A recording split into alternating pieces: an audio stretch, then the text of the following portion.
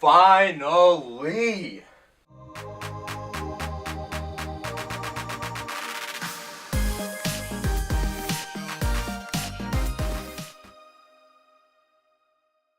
So if you somehow haven't heard by now, Nvidia is finally releasing their new generation of graphics cards. Speculation on these cards has honestly been going on for about 7 to 8 months by this point. We've pretty much been speculating about these since January of this year and December of last year. It's not that we've known about these cards for a while, but we've been expecting these cards for a while. Original rumors stated that these cards would be coming out back in April of this year, which was 4 months ago at this point. So besides that, Nvidia finally revealed their new generation of graphics cards, the RTX 20 series. Now the keen-eyed of you guys might notice that why isn't it the GTX 2080 or the GTX 2070 or the GTX 2080ti? Well, the reason they changed it to the RTX instead of the GTX is because it stands for ray tracing. So for those of you guys who don't know what ray tracing is a new technique that's only been around for a couple of years at this point. Pretty much the simplification of what ray tracing is you have an object that's a light source and it literally sends out rays of light that bounce off of other things in the environment, which is very taxing on the GPU, but it also produces amazing effects when it's done properly.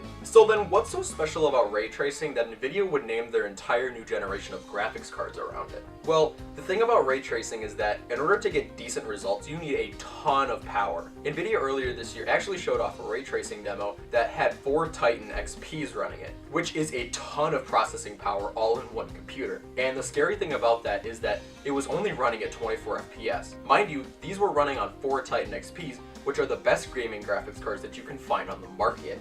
It's pretty easy to tell that this stuff isn't easy at all to run, and you cannot run this on something like a 1080 Ti at reasonable frame rates. So then what allows these graphics cards to ray trace? Well, in these graphics cards they have tensor cores in them, which if you remember they were actually featured in the Titan V, which cost about $4,000.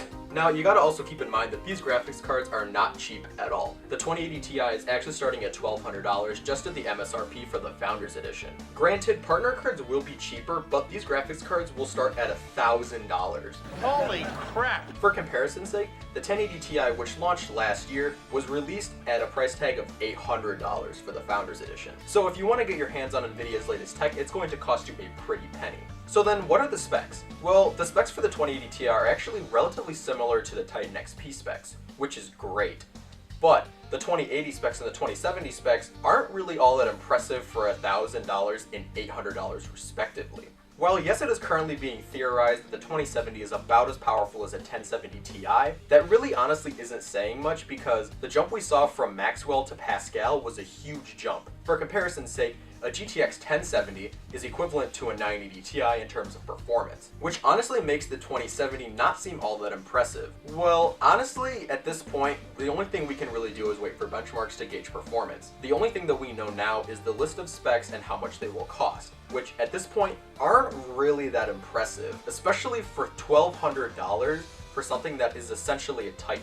Now, on the upside to this, the 10 series cards are going to be dropping in price soon. This bad boy here, the 1050 Ti, which could be found for about $140 about a year ago, will honestly probably be dropping down to about $110, which I cannot tell you guys how excited I am for this, because I've been eyeing a 1070, which right now costs about $500, but after this price drop for the 20 series being released, I'm going to go ahead and guess that the 1070 is probably going to hover at around the $350 mark, which is fantastic. And the other nice thing about this is that Maxwell cards will also drop in price too. While yes, Pascal cards are technically better than Maxwell cards are still excellent choices, especially the 980, 970, and 980 Ti. So all in all, what's really the takeaway from this? Well, besides the fact that Nvidia is releasing new graphics cards, honestly the only thing that I'm really excited for is to see how these tensor cores improve performance. And like I said, the only thing we can really do right now is wait and see what happens with these cards when benchmarks are released.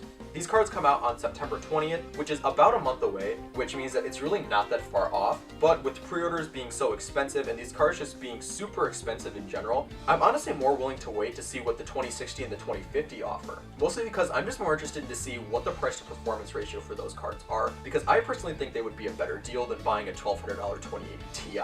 And on top of that, the new Founders Edition design is kinda ugly. It just looks like a really blocky kind of mess.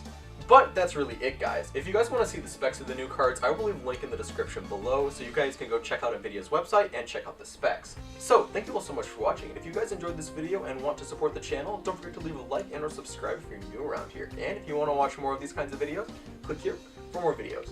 So, thank you for watching, and I'll catch you in the next video.